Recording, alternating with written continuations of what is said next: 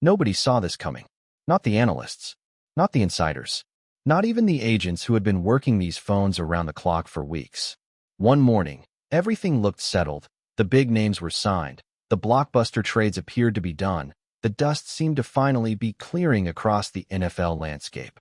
And then, just like that, the whole thing exploded all over again. A record-shattering wide receiver deal. A superstar being dangled on the trade market by his own team. A quarterback carousel spinning so fast nobody could keep up. Late-night texts from league sources. Rumors so wild they made your jaw drop.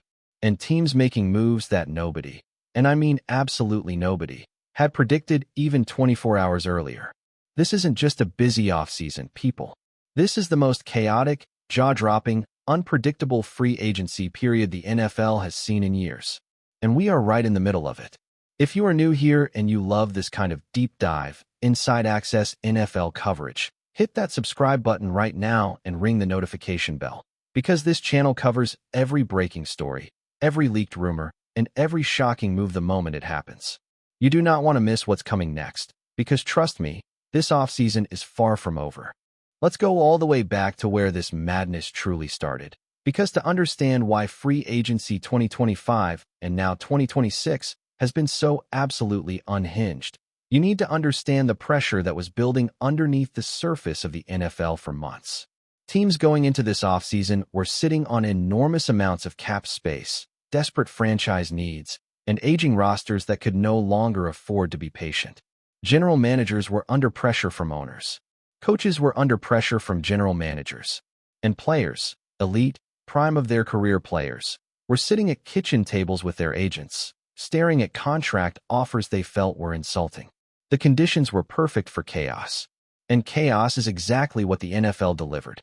It all started on a Sunday night that nobody was expecting to become historic, when the Seattle Seahawks and Pittsburgh Steelers agreed to a trade that sent two-time Pro Bowl receiver DK Metcalf to Pittsburgh.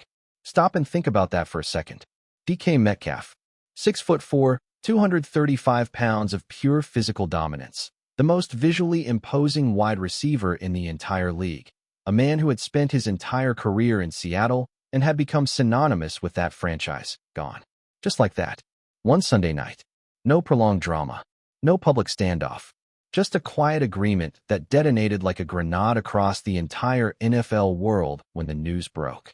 The Seattle Seahawks signaled the start of their roster retooling when they sent DK Metcalf to the Pittsburgh Steelers. At the time, many considered the move a win for both franchises.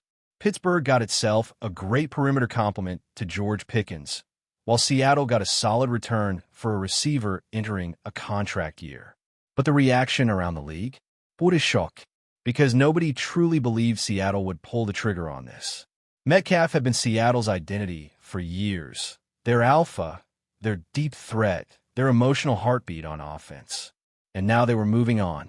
The Seahawks were officially in rebuild mode, and this trade was the loudest possible announcement they could have made. Bleacher Report. Metcalf was acquired by Pittsburgh in exchange for a 2025 second-round pick and a late-round pick swap, and then immediately signed to a 4-year, $132 million extension with the Steelers. $132 million. That's the number. That's what Pittsburgh believed Metcalf was worth. And they put that belief in writing before the ink was even dry on the trade agreement. And for Steelers fans who had been waiting, praying for the franchise to finally commit to an elite wide receiver at the top of their offense, this was the moment they had been dreaming of for years. The franchise that had let so many receivers walk, that had patched things together with role players and journeymen for too long, was finally making a statement. DK Metcalf was a Pittsburgh Steeler, and the NFL was never going to be the same. But here's where the story gets even more complicated, because Pittsburgh wasn't done. Not by a long shot. In a move that Bleacher Report analysts labeled as Pittsburgh winning and Miami losing, the Steelers agreed to acquire cornerback Jalen Ramsey and tight end Geno Smith from the Miami Dolphins in exchange for safety Minkah Fitzpatrick and a late 2027 pick swap. Minkah Fitzpatrick, one of the best safeties in the entire league, a former first-round pick who had been the cornerstone of Pittsburgh's secondary for years, traded away. Just like that. The Steelers were going all in. They were betting the future on right now. And either this would be remembered as one of the greatest offseason constructions in NFL history, or it would be a cautionary tale about what happens when a franchise chases glory too aggressively and gives away too much. Bleacher Report. Meanwhile, as Pittsburgh was reshaping its entire roster, something equally seismic was happening in Seattle. The Seahawks essentially replaced Metcalf with Cooper Kupp on a 3-year, $45 million deal. Quite a price for a receiver with significant injury concerns. Cooper Kupp, a 32-year-old wide receiver with a history of major injuries, brought in to replace the most physically dominant receiver of his generation. Analysts were scratching their heads. Seattle fans were confused, and the criticism came pouring in from every direction. Were the Seahawks being pragmatic, recognizing that Metcalf had a down year and his peak might be behind him? Or were they making one of the most short-sighted decisions in recent memory, replacing a player in his prime with an aging veteran on a massive guaranteed deal? Seattle also dealt quarterback Geno Smith to the Las Vegas Raiders for a 2025 third-round pick, and Smith subsequently signed a 2-year, $75 million extension with Las Vegas. Seattle had made an effort to extend Smith early in the offseason, but quickly decided to go in a different direction. It became apparent that we weren't going to be able to get a deal done, General Manager John Schneider told reporters. So let that sink in. In a matter of days, Seattle lost both their franchise quarterback and their most iconic offensive weapon. In return, they got some draft picks and an aging receiver coming off injury. The fan base was furious. The sports radio lines were melting, and national analysts were openly questioning whether the Seahawks front office had completely lost the plot. Bleacher Report. But on the other side of that Geno Smith trade, something fascinating was happening in Las Vegas. The Raiders had a new head coach in Pete Carroll. Yes, the same Pete Carroll who had coached Geno Smith in Seattle. And suddenly the reunion angle was intoxicating. The deal was a big win for Las Vegas and, specifically, new head coach Pete Carroll. Smith will turn 35 in October, but he's a pro bowl-caliber signal caller at his best.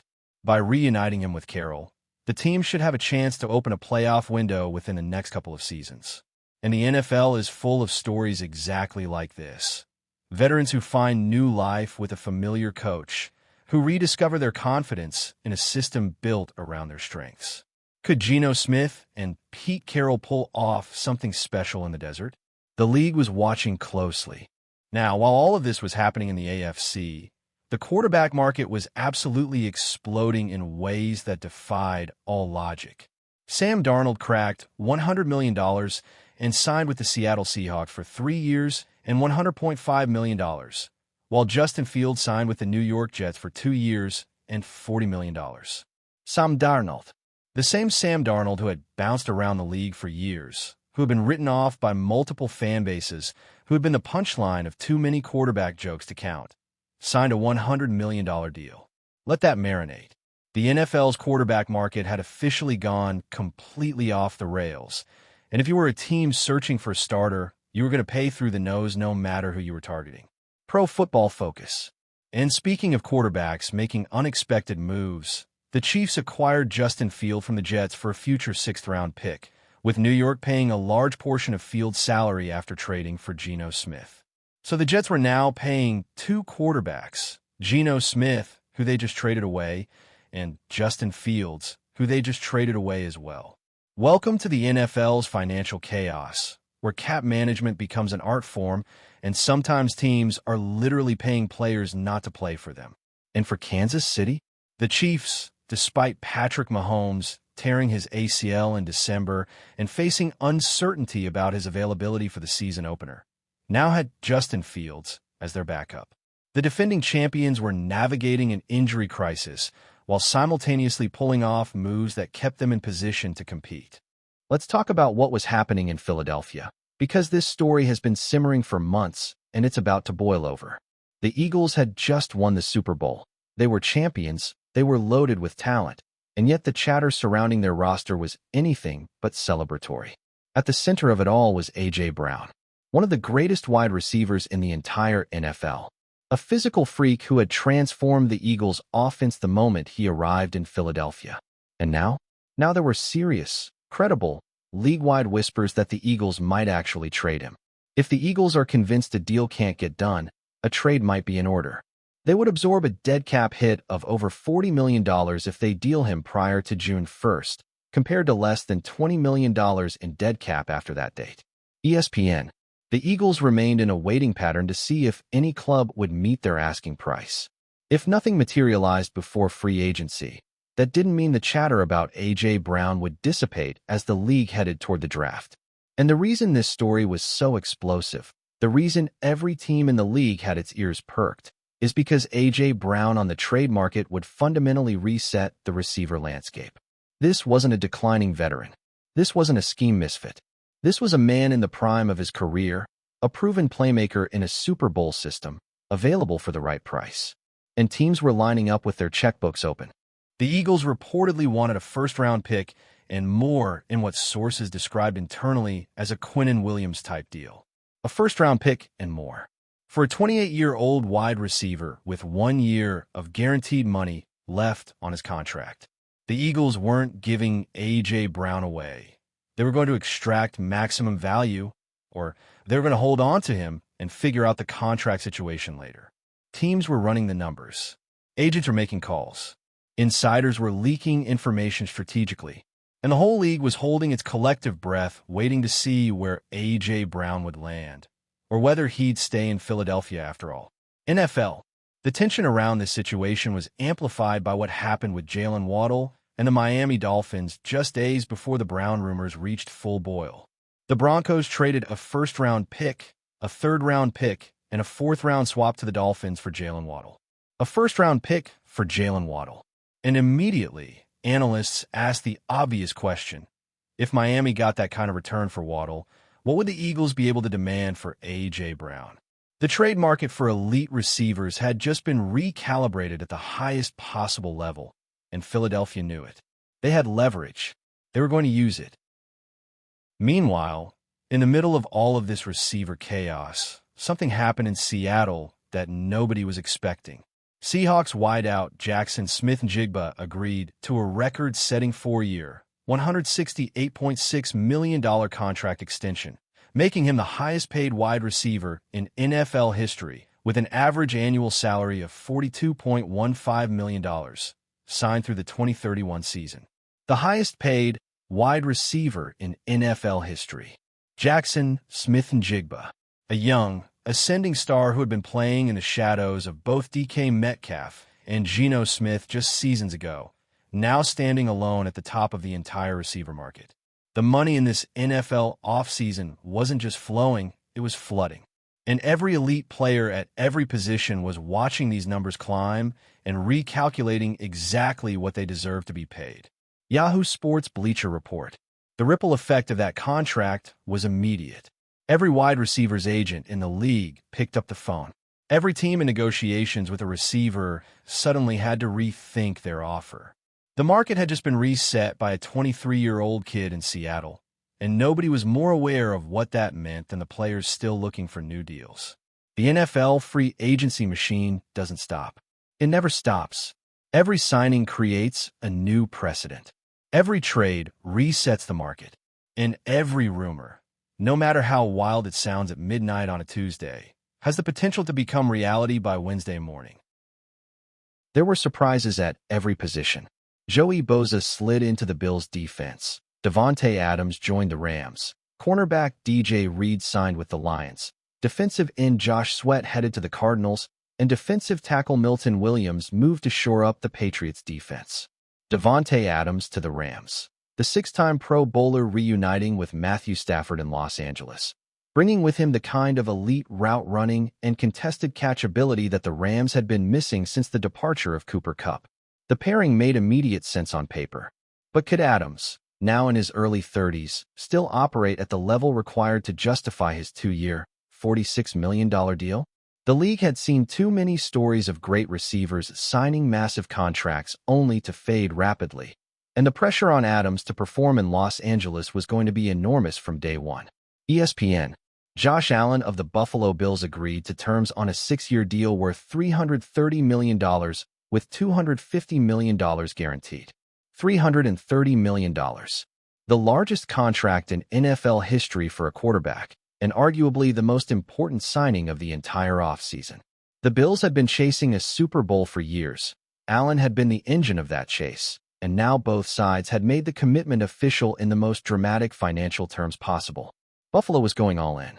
And with Allen locked up at that price, the pressure to build a championship roster around him had never been more intense.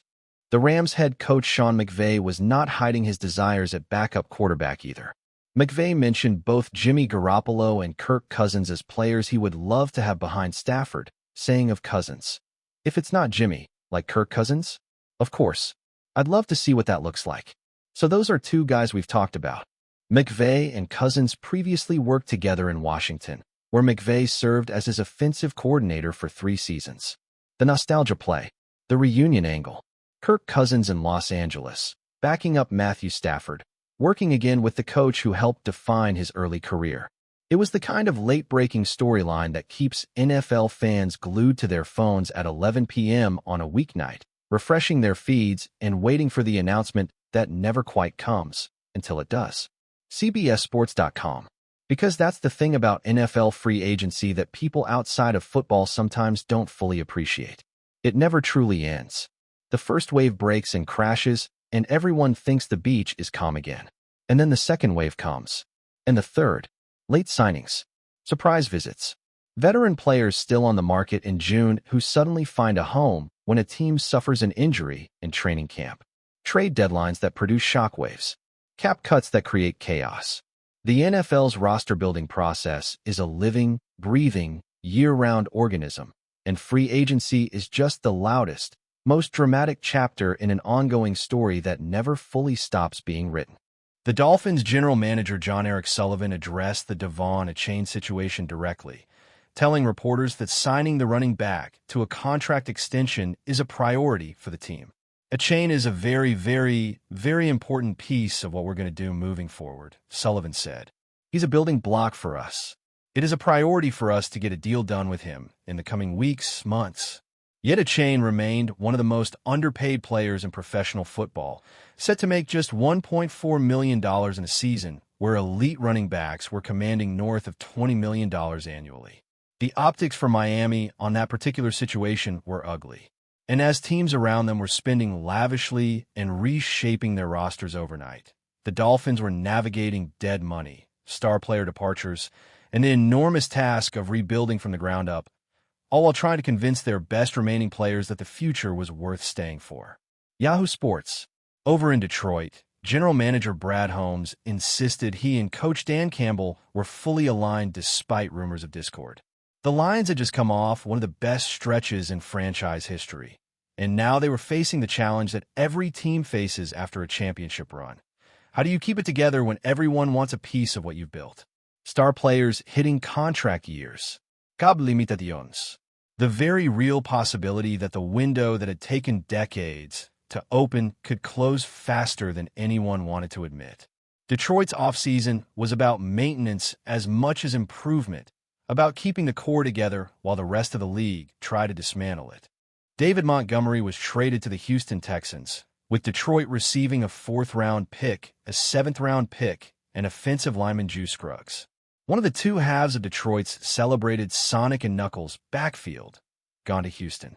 Montgomery, who had been such an important piece of everything the Lions built, now heading to Texas to anchor a new offense.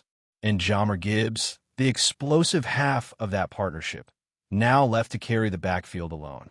The NFL moves fast. It has no sentimentality.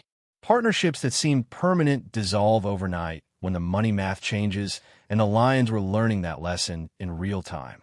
CBSSports.com. The Kansas City Chiefs were navigating their own crisis. Patrick Mahomes tore his ACL in December, and there was no guarantee he would be ready for the season opener. The Chiefs acquired Justin Fields as a result, and Fields will star anew with a contender. Mahomes, down. The greatest quarterback of his generation, the man who had defined an entire era of NFL football, sitting in a rehabilitation facility doing his work, fighting through recovery, trying to get back in time for September. And in his absence, Kansas City was left making calculations. How competitive can we be if Mahomes isn't ready? How do we balance protecting the future with staying relevant in the present? The Chiefs had Fields. They had the roster. They had Andy Reid. But without Mahomes at full strength, even Kansas City's dynasty felt vulnerable in a way that nobody had anticipated 12 months ago. The Cowboys were in their own kind of drama. Dallas made headlines by declaring they would not negotiate a long-term deal with George Pickens after placing him on some sort of contract situation. Pickens had been traded to Dallas with enormous fanfare as part of the same wild Pittsburgh offseason that saw DK Metcalf arrive and Minkah Fitzpatrick depart. And now, before he had even played a single game in a Cowboys uniform, the relationship was already showing cracks. The Cowboys are always in the headlines. They are always in some kind of self-created drama.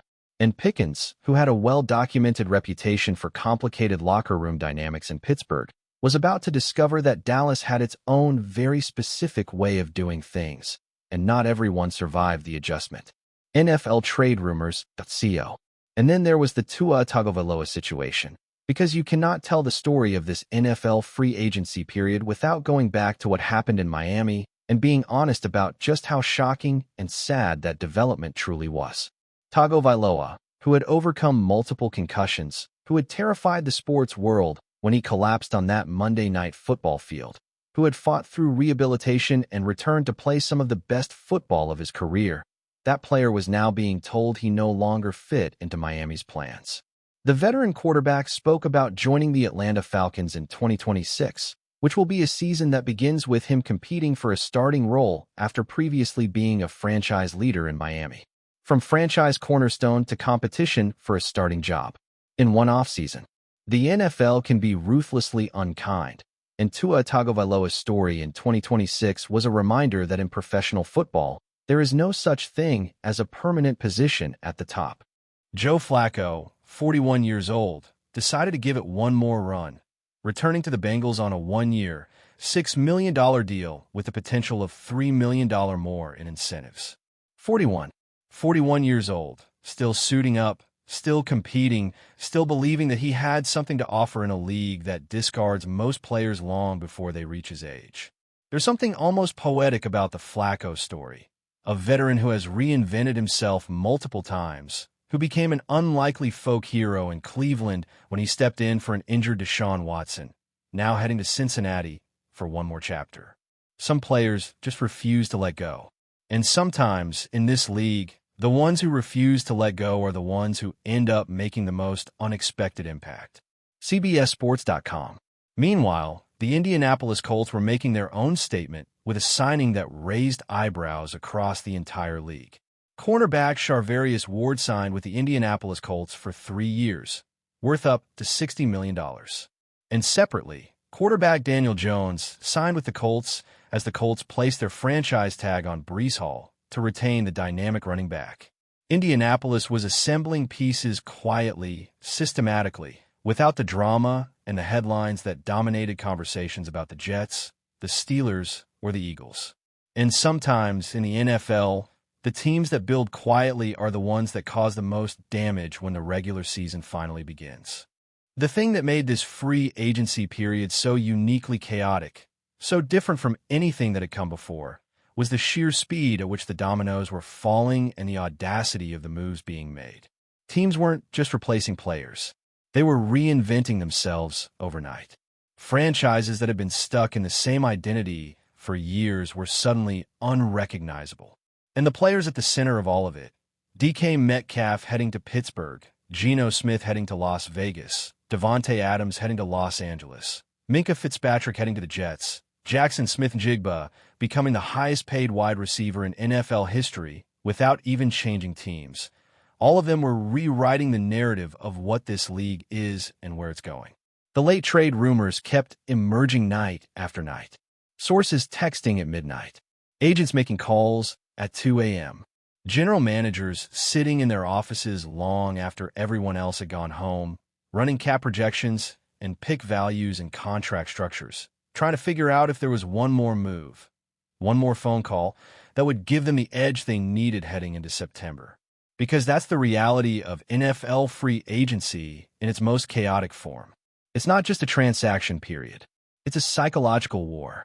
Every team is trying to outthink every other team. Every signing is a message. Every trade is a statement. And every rumor, even the ones that never materialize, shapes the landscape in ways that can take years to fully understand. The fans felt every single moment of it. Twitter was on fire. Reddit threads were running into the thousands of comments. Sports talk radio was running 24-hour special coverage. Fantasy football analysts were rebuilding their rankings in real time. Beat reporters for every single franchise were working overtime, breaking news that was immediately replaced by newer, bigger news just hours later. The information cycle during peak NFL free agency is unlike anything else in American sports, and this particular cycle was running faster and hotter than anyone could remember. And right in the middle of all of it, the A.J. Brown trade saga remained unresolved, hanging over everything like the season's most important unanswered question. The Eagles remained in a waiting pattern, with multiple teams putting together simulated offers. The Browns offering a first-round pick at number 24, the Bills offering number 26. The question wasn't just about money. It was about whether Browns camp would push back on a trade to a team that wasn't a ready-made contender. Because A.J. Brown has earned the right to have opinions about where he plays. He's built the body of work. He's produced at an elite level in the biggest moments. And if he was going to be moved, he was going to make sure his voice was heard in the conversation about where he ended up. This is the NFL in 2026. This is what free agency looks like when the money is bigger than ever, when the stakes are higher than ever, when every franchise is operating with Super Bowl or bust mentality, and when the players have more leverage and more market information than at any point in the history of professional football. It's beautiful and it's brutal. It's thrilling and it's heartbreaking. It's the sport we love operating at its most raw and honest level, where legends get traded overnight, where records get shattered by 23-year-olds, where championship windows open and close in the span of a single press release, and where the phone never stops buzzing because the next move is always just one call away. Whether it's DK Metcalf in a Steelers jersey, Jaxon Smith-Njigba cashing the biggest WR check in league history, Sam Darnold making $100 million, A.J. Brown's future still hanging in the balance, Aaron Rodgers somewhere between greatness and retirement, or the Miami Dolphins drowning under $99 million in dead money while trying to find their way back. Every single story in this chaotic, unpredictable, absolutely unhinged NFL free agency period is a thread in the same tapestry. And that tapestry tells the story of a league that never sleeps, never settles, and never, not even for one single moment, stops surprising you. The chaos is not over. It will never be truly over. Because in the NFL, as long as there are players worth having and teams willing to pay whatever it takes to get them, free agency doesn't end. It just changes shape. Stay locked in. This offseason still has plenty left to show us. Disclaimer: this video is based on publicly reported information, insider sources, media reports, and ongoing developments across the NFL offseason. All contract details, trade information, and roster moves are sourced from verified sports media outlets, including ESPN, NFL Network, CBS Sports, Bleacher Report, and Yahoo Sports. Some reported figures may be subject to change or further updates. This content is produced for informational and entertainment purposes. All views and analysis represent journalistic opinion based on available information.